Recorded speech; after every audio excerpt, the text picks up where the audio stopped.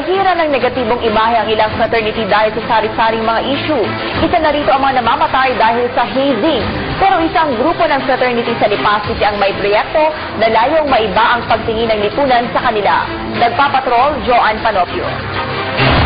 Kamakailan, isang dalagita ang napabalitang namatay dahil sa hazing, kung saan ilang mga kabataan ang nahuling sangkot sa krimen at pawang miyembro ng fraternity. Ano nga ba ang pumapasok sa isipan ng mga The Pinal County Sheriff's Department tells me that Officer Parole was out in the desert searching for drugs when he was ambushed by 5 suspected illegal immigrants.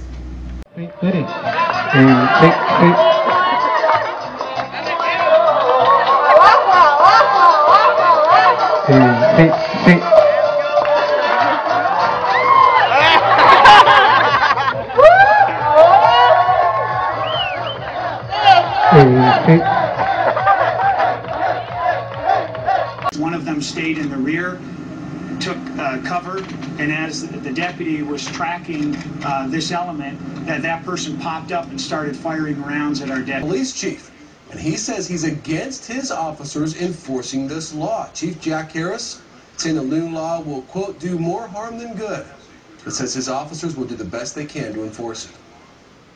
We are opposed to the new law as it is written, but I will tell you that we are police officers.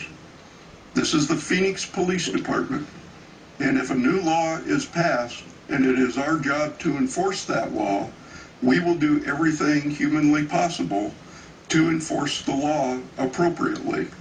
Chief Harris says the new law turns his officers into immigration agents and will take them away from other crime-fighting duties.